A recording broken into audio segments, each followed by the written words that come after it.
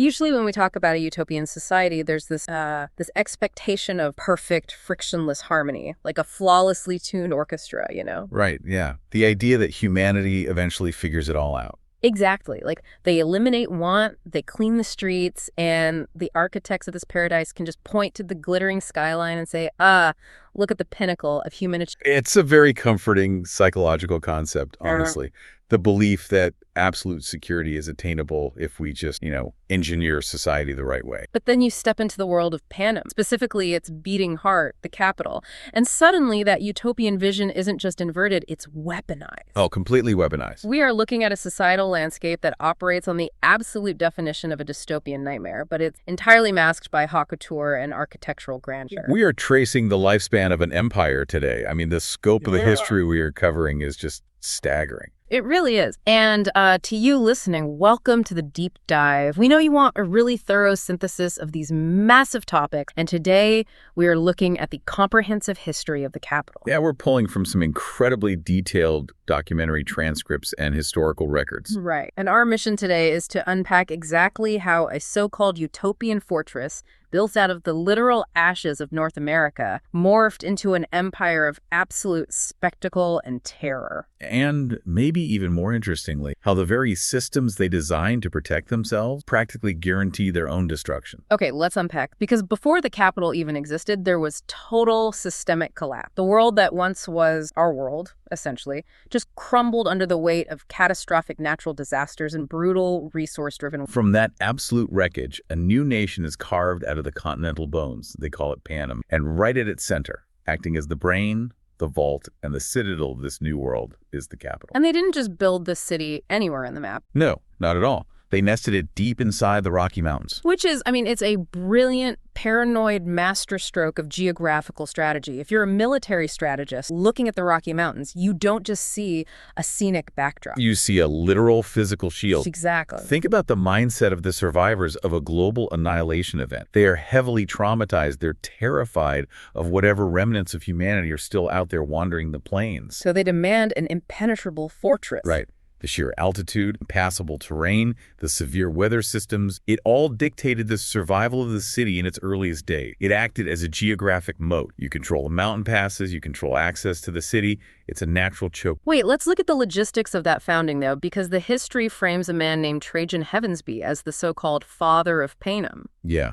The Heavensbees, along with families like the Phipps, are listed as the primary founders. But doesn't that phrase sound like intense propaganda? If this was a true apocalyptic collapse with wiped out infrastructure and massive casualties, how does a single family immediately assert dominance? Highly suspicious. You don't just walk out of the radioactive ashes and declare, hey guys, I'm the father of the nation. There had to be a mechanism of force or like a monopoly on a critical survival resource from day one. What's fascinating here is that the capital teaches its students that they brought peace to a broken world. But that is the crucial, unsaid reality of the old guard. Right. These early families, the Heavensbees, the Phipps, the Snows, the Crane, they didn't just bring people together through charisma. They arrived early to this geographical fortress and consolidated the remaining high-value resources. Uncontaminated water, weapons caches, functioning tech. Exactly. They grabbed it and locked the vault door behind them. By the time other survivors arrived at the mountains seeking shelter, these families had already established a permanent elite circle. They were the gate survival. And once you hold the keys to survival, you control the narrative. Absolutely.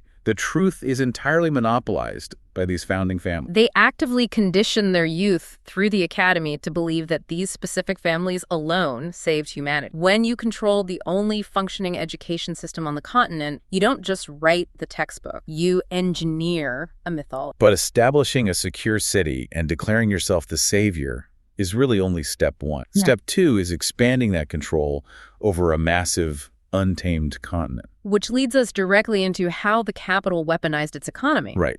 They didn't maintain their grip on the surrounding districts purely through the barrel of a gun. They achieved subjugation by weaponizing the macroeconomy. They replaced political representation with absolute crushing monopolies.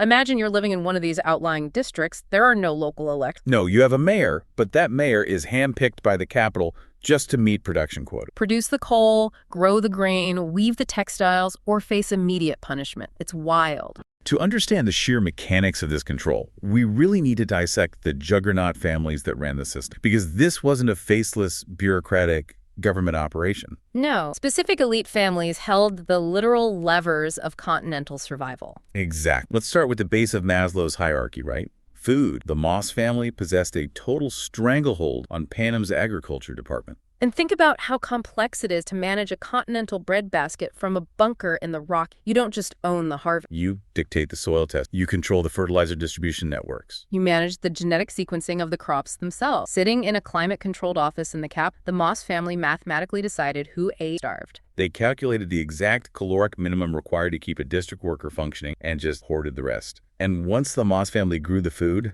someone had. Right. The logistics of a continent require massive infrastructure. Enter the Crane family and the Price family. The Cranes amassed their immense fortune through transportation. They monopolized luxury transit.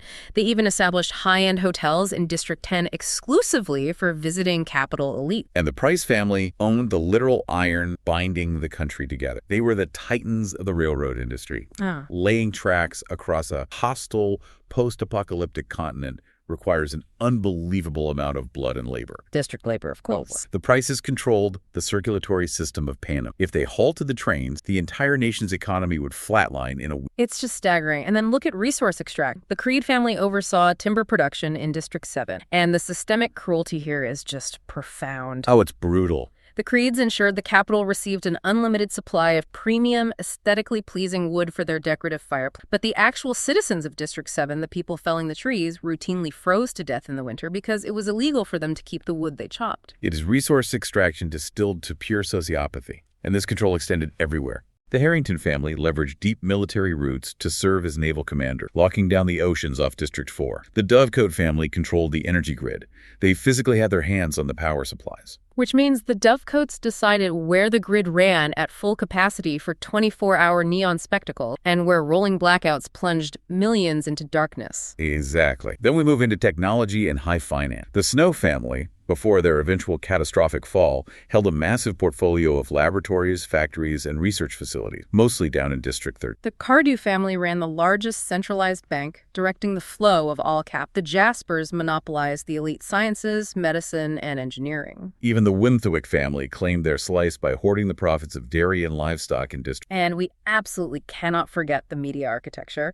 The Anderson family carved out their influence through Capital News. They were the gatekeepers of reality, with their own family members serving as the prominent on-air. When you map out the economic landscape, every critical node of civilization, food, energy, transportation, finance, media, tech, military was permanently tethered to a specific old guard family. I mean, it is exactly like sitting down to play Monopoly, but a dozen players start the game already holding the deeds to every single property on. Yeah, that's a perfect analogy. They have hotels on every space. The rest of the country is just endlessly rolling the dice, landing on their properties, and paying rent with their access. And the bank in this game is completely immune to the rules. Exactly. And this sheer scale of nepotism wasn't something they tried to sweep under the rug, was it? No, not at all. It was a proud, foundational, cultural institution. The most affluent families automatically secured the primary roles for their descendants. Just look at the broadcasting legacy. You have Lucky Flickerman, a mildly successful weathercaster who becomes the first host of... And decades later, his descendant, Caesar Flickerman,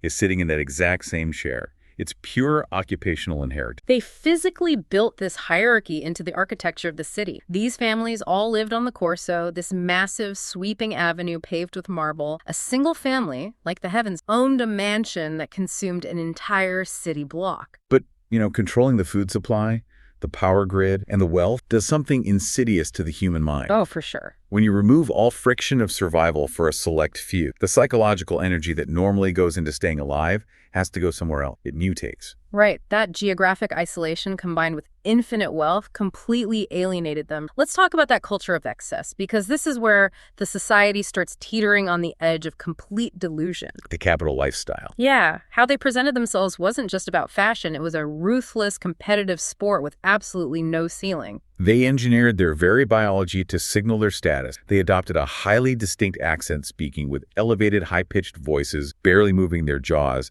and developing a prolonged hiss on the letter F. Just a constant auditory marker of belonging. And the body modifications went far beyond simple aesthetic. We are talking about extreme, bizarre plastic surgeries. Oh, bright tattoos, dyed skin, wigs. They carved decorative patterns deep into their flesh. They surgically attached animal whiskers to their face. They replaced their fingernails with filed talon. They literally implanted precious gemstones beneath the surface of their... This creates a fascinating sociological divide. When district citizens who spend their lives starving and covered in industrial soot looked at broadcasts of capital citizens, they saw people who were literally intentionally disfigured. Yeah, they viewed them as monsters. Exactly. But when a capital citizen looked in the mirror, they saw the apex of civilization. Being noticed was the baseline requirement. Being visually remembered was the ultimate goal of their existence. And nothing exemplifies this grotesque detachment more than their relation to food. We know the Moss family hoarded the grain, but how they assumed it is just stomach. They baked bread shaped like delicate flour. They served fruit submerged in elaborate ornamental sauces designed purely to overwhelm the palate. But the defining ritual of their banquets was the liquid. When capital citizens attended these massive feasts, their desire to consume rapidly outpaced their biological capacity. Their stomachs would fill up. So they routinely drank a specialized liquid that induced immediate, violent vomit. They did this simply to empty their stomachs so they could physically return to the buffet tables and all while, mere miles away outside the mountain range, human beings were collapsing in the streets from severe malnutrition. They completely severed the concept of consumption from the concept of survival. Food was no longer fuel. It was a disposable entertainment. It's important to note, however, that the capital wasn't an entirely flat social landscape. There were internal class struggles within the capital. Right, not everyone was equal. If you were outside the juggernaut families, you were socially marginal. But their definition of a struggle was absurd. Yeah. A struggle in the capital didn't mean missing a meal. It meant you couldn't afford to dine at a multi-course restaurant every single night. It meant your children might have to attend a prestigious secondary school instead of the elite academy. And hidden beneath the marble of the Corso, an underground economy did exist. A black market thrived in the capital,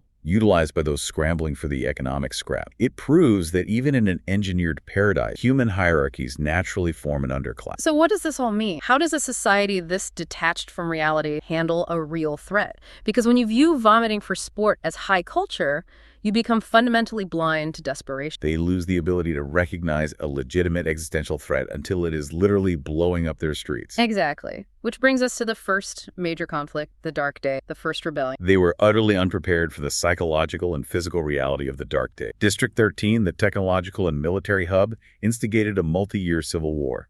But what's truly remarkable is how the other districts utilize their specific industrial expertise to dismantle the capital's defense. Take District 5, for example. They managed the electrical grid. Right.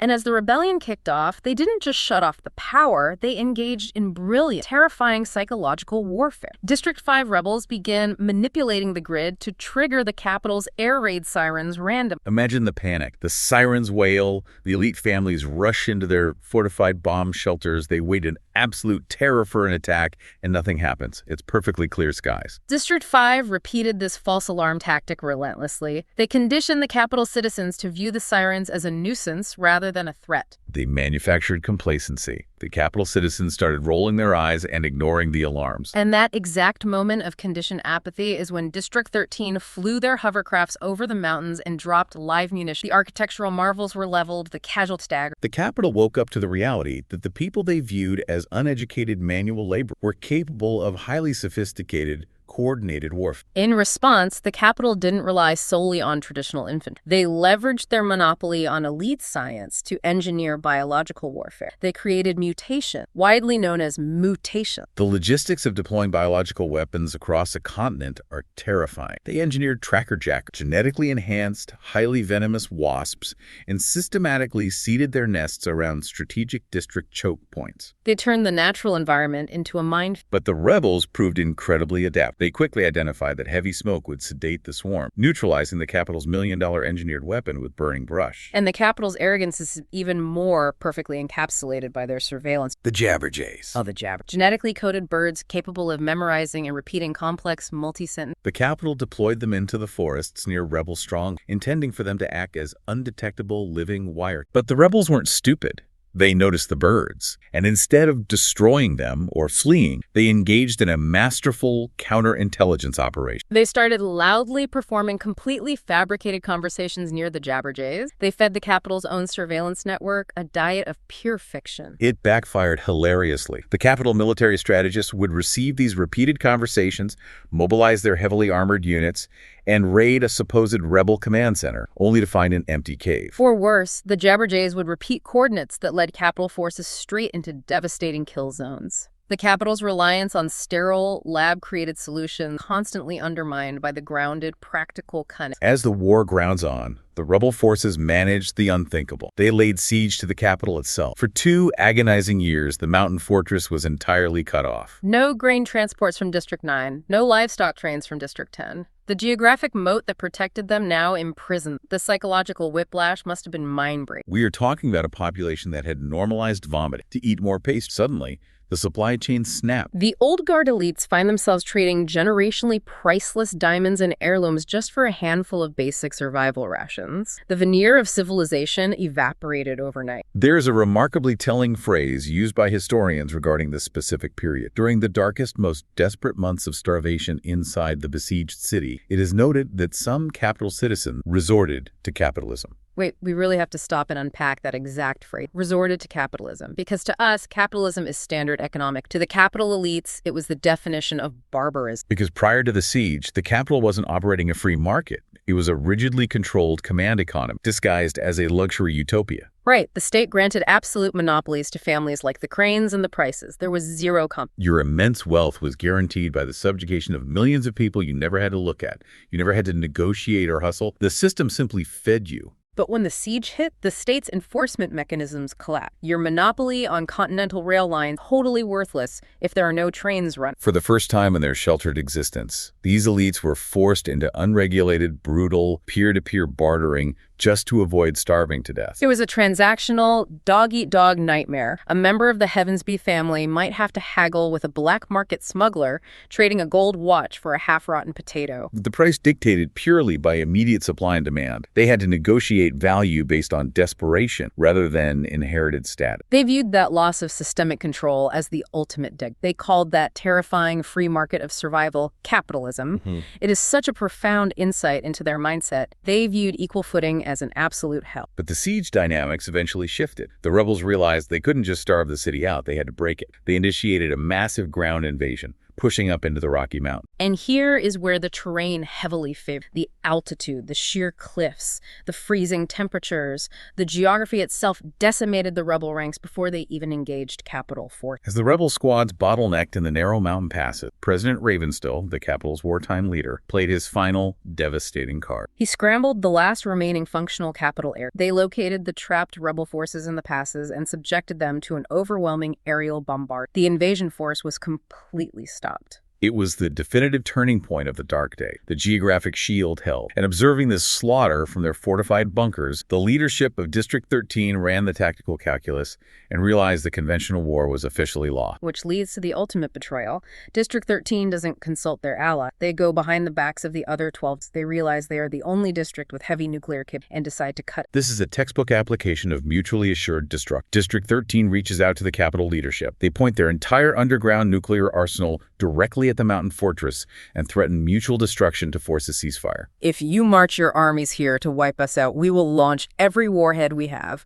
We will turn the capital into a crater. If we connect this to the bigger picture, it highlights the utter ruthlessness of District 13. They hammer out a secret, horrific deal. District 13 demands complete freedom. They will secede from Panem, retreat entirely into their subterranean bunker network, and never interact with the surface world again. And in exchange, they stopped supplying the rebels with bombs. They strategically amputated the other 12 districts to save themselves. But the terms get even darker. To allow the capital to save face and reassert dominance, District 13 agrees to be the subject of a massive, fabricated military spectacle. District 13 evacuates their entire population deep underground. They then allow the capital airships to fly over and drop a staggering payload of conventional explosives on the empty surface, reducing the above-ground infrastructure to ash. The capital immediately broadcasts this footage to the exhausted, weaponless rebels in the other 12 districts. The message is, look at the total annihilation of your strongest ally. District 13 is gone. Surrender. The other districts, Terrified and weaponless, completely break. The capital wins the war. But the economic landscape of the capital is permanently altered. The fallout for the elites was massive. The dark days ruined many of the old guard families. The Price family fell to a schism. Nero Price had a severe descent into a disgrace. And the most significant economic casualty was the Snow family. They lost virtually everything. Why? Because their immense wealth wasn't stored in capital bank. It was physically manifested in the laboratories and munitions factories located squarely in District 13. When District 13 vanished underground, all the Snow assets went with them. They were instantly wiped out. Conversely, we must note that the Heavensby family somehow navigated the entire devastating conflict without losing their vast wealth. Which strongly suggests they had insulated assets or were manipulating the conflict to protect their monopoly. So the war is over, but the capital needs to ensure it never happened, which leads to the creation of their most horrifying institution. They draft the Treaty of Treason. This wasn't just a peace accord. It was a blueprint for total subjugation. It stripped the districts of all communication and independence. Enforced by a 247 peacekeeper army. But capital citizens are conditioned against physical labor. You can't conscript elite kids from the Corso to patrol District 11. So they execute a crucial pivot. With District 13 gone, the capital elevates District 2 to become the new military-industrial complex. They offer District 2 citizens military careers, making them the capital's lapdog. You use the subjugated population cell. The most notorious element of the treaty was a purely psychological weapon, the origin of the Hunger Games. This is where the history gets profoundly morbid. You would assume the most terrifying event in this history was drafted in a war room by seasoned general. The terrifying truth is that it was conceived in a university class. Wait, so this entire concept was drafted by a drunk college kid? Yes. Dr. Volumnia Gall was lecturing at the university, and she assigned her students to create an extreme punishment. 2 students were partnered, Casca Highbottom and Crassus Xanthos Snow Coriolanus' father. Crassus Snow deliberately got Casca Highbottom blackout drunk. In that state, Highbottom scribbled out the draft, extract 2 children from every district, place them in an arena, and broadcast their slaughter. When Highbottom woke up sober, he was repulsed. He wanted it destroyed, but Crassus Snow secretly submitted. The war escalates. Crassus is killed. When the capital wins, Dr. Gall resurrects the paper and makes it a reality. But she forces Highbottom into the role of architect. She forces a man who despises the concept to spend his life implement. It completely breaks him, driving him to severe morphling action. It perfectly illustrates Dr. Gall's psychological sadism and the psychological terror of the games extended to the administration. The treaty mandated that the district mayors had to read the Treaty of Treason aloud at every single reaping, ensuring the trauma is ritualized year after year. However, the historical reality is that the early iterations of the games were an objective failure. They were crude. They just dumped starving children into a ruined amphitheater. It was terrible television, and the capital citizens ignored it. They found it too grim. And Dr. Gall recognized that punishment wasn't enough. It had to be entertainment. If the audience stops watching, the broadcast loses its power. Which drives the evolution of the spectacle and introduces a massive cultural friction. Old money versus... The 10th Hunger Games changed everything. Dr. Gall decided to integrate the elite academy students, Cranes, Creed, Snows, Cardus, into the production to innovate. They act as the first mentors. They implement interviews, betting, and sponsorship. They turn the audience into active participants. But this era marks that intense friction we mentioned. Let's look at the Plinth. Strabo Plinth was a weapons manufacturer from District 2. He sided with the capital during the war and built an astronomical fortune. He bought his way onto the Corso. But the old guard absolutely loathed him. Strabo was new money, but his real sin was having district. The Plinths represent the capital's hypocrisy. Yeah. They will take your money and your weapons, but they will never truly accept you if you aren't old blood.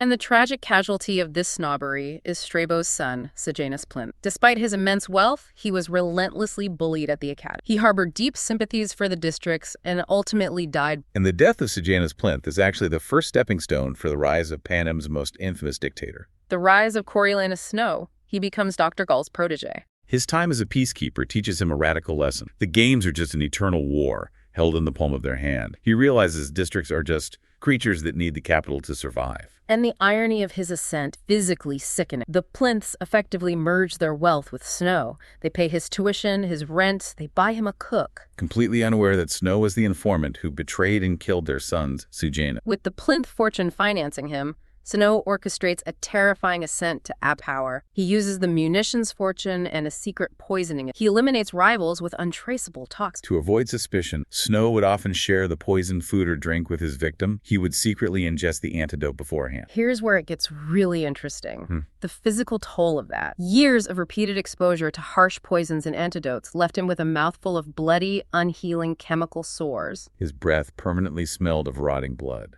So he wears heavily perfumed white roses on his lapel to mask the scent of his own blood. It's such a chilling visual. Snow's serene, perfectly controlled demeanor masking a literal, bloody, rotting interior. And beneath that serenity was unparalleled cruelty as president. He tortured victors to maintain control. He forced Beatty Lightyear to watch his own son go to the arena. He ordered the execution of Haymitch's mother, brother, and sweetheart after Haymitch won. He tortured a victor named Hyatt, who went insane. Snow views survival as an end in itself. Under his decades-long reign, the games reached their peak cultural saturation. But the capital's obsession with a good story becomes their Achilles heel. Because between the games, capital life is incredibly hollow. The citizens became junkies for the artificial adrenaline of the arena. They craved sentiment, attachment, and romance. To feed this, a massive industry of image makers arose, the stylists. Stylists like Tiger Snow become massive celebrities, but there's a huge contrast. You have the lazy District 12 stylist, Magnost, whose lack of effort ensured tributes died quickly.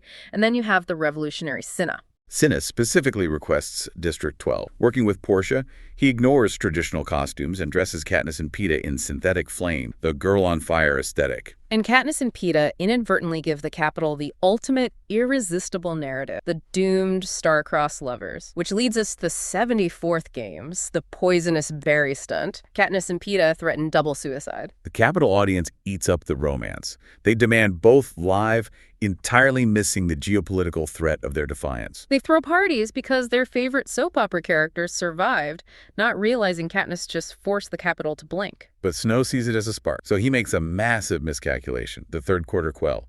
He forces surviving victors back into the arena. But look at how the capital's citizens react. This raises an important question, right? Exactly. They are genuinely, viscerally upset to see their favorite victors return to die. This proves they do have the capacity for empathy, but it's deeply selective and messed up. They never cared about the thousands of dead children before. Snow's masterstroke fails catastrophic. Katniss destroys the arena fort. In retaliation, Snow bombs District 12, incinerating tens of thousands. And instead of crushing the rebellion, he ignites the uprisings consolidate into a continental war. Which brings us to the fall of the capital. District 13 emerges from the underground with a new threat, President Almaquo. The rebels lay siege to the capital. Snow doesn't intend to fight a conventional defense. He doesn't just use peacekeepers. He uses his game makers to turn the outer capital into an arena with deadly, booby-trapped pods. Flamethrowers, mechanized meat grinders. But as the rebels push forward, Snow deploys his most morally bankrupt strategy. He brings capital children to his mansion to use as human shields at the barracks. And in the midst of the chaos, heavily marked Capitol hovercrafts appear. They drop small silver parachutes into the penned-in crowd of Capitol children. The citizens think it's sponsor gifts, relief, medicine, but they're delayed fuse incendiary bombs. They explode, killing thousands of Capitol citizens and rebel men. Every survivor instantly attributes the slaughter to Snow. But the terrifying twist? It wasn't Snow who dropped the bombs. Wait, it was Almaquo, right? Exactly. It was Almaquo and the rebels